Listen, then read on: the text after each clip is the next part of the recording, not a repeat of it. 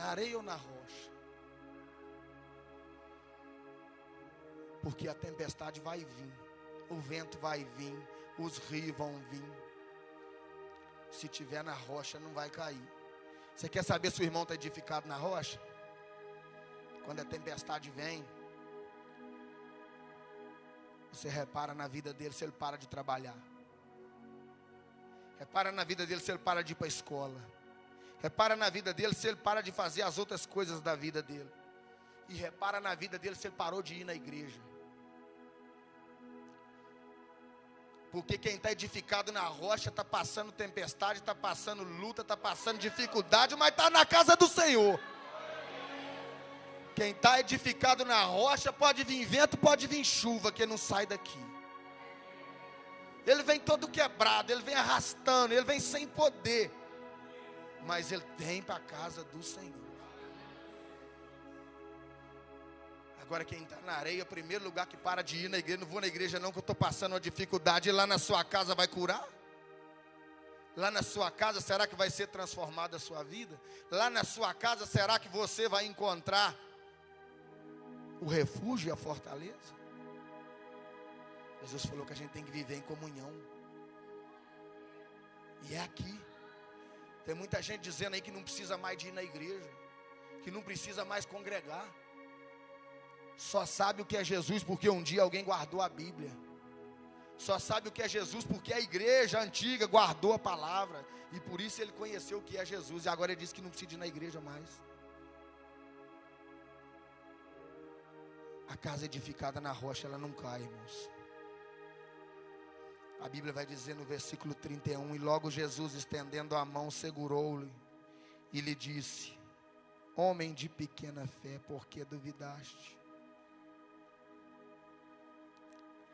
Louvado seja o nome do Senhor.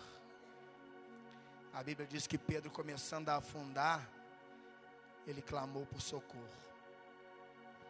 Um dia nós descemos do barco, mas talvez hoje a maior dificuldade nossa seja gritar socorro. Nós tentamos caminhar com a nossa própria força. Está sentindo fraco, a gente está sentindo que não está conseguindo, não está tendo força para orar, mas está tentando caminhar sozinho. Pedro, quando ele começou, a Bíblia não diz que Pedro afundou, a Bíblia diz que Pedro, começando a afundar, gritou socorro.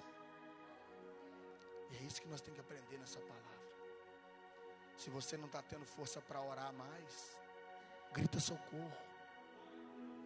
Se você não está tendo força para ler a palavra de Deus, grita socorro. Começar a afundar, irmão, não é envolver no adultério, não. Começar a afundar não é voltar para a droga, para a bebida, não. Isso é o fundo do poço. Começar a afundar é quando você pega a Bíblia para ler, você que lia todo dia, e olha as palavras e lê e não entende nada. Está começando a afundar. Quando você começa a orar e não tem palavra para falar com Deus, a lágrima já não desce, está começando a afundar. Quando você acorda de manhã e quer fazer um jejum, mas vai lá e toma café, amanhã eu faço, depois eu faço, e passa o mês, e você não jejuou, está começando a afundar. Quando você fala mal do seu irmão e não se sente mal com isso, está começando a afundar.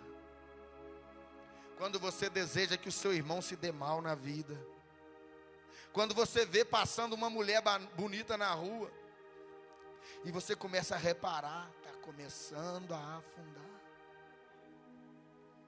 Quando você toma aquela cervejinha escondida, volta a praticar coisas que fazia antes e que foi liberto pelo sangue de Jesus.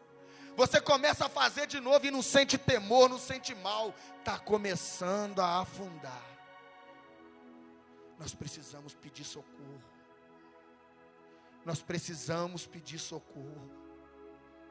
Isso aqui, irmãos, lembra quando Jesus encontrou com Nicodemos e disse que era necessário nascer de novo? E quando a gente nasce de novo, Jesus falou assim lá em Mateus 4, quando o diabo tentou ele no deserto, e mandou ele transformar as pedras em pão, ele falou assim: nem só de pão viverá o homem, mas de toda a palavra que sai da boca de Deus. Quem nasceu de novo necessita das coisas de Deus. Se você não tem fome da palavra, não tem vontade de orar, de jejuar, de buscar a Deus, você ainda não nasceu de novo. Quem nasceu de novo necessita de algo novo. Quem nasceu de novo tem fome da palavra. Quem nasceu de novo tem fome das coisas de Deus. Você tem sentido fome da palavra de Deus? Sabe como que você compara a nossa vida? No alimento físico e o espiritual, Jesus falou nem só de pão. Nem só de pão, porque é do pão e da palavra, que é o pão também. Se você estiver lavando o seu carro e der a hora de almoçar e você estiver com fome, o que você faz?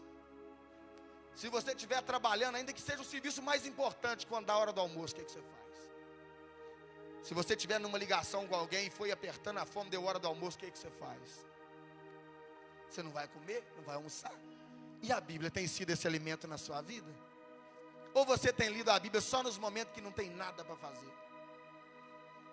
Esse alimento aqui, ele tem que ter o tempo dele, igual a comida. Porque senão, irmão, você vai comer o arroz e o feijão, vai ficar com a carne bonita, mas o espiritual morto. Sepulcro vazio, sepulcro caiado.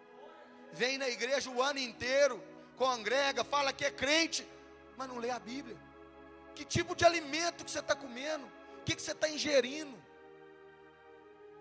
Vai ficar bonito, mas não vai subir. Louvado seja o nome do Senhor, mas eu vou encerrar a palavra.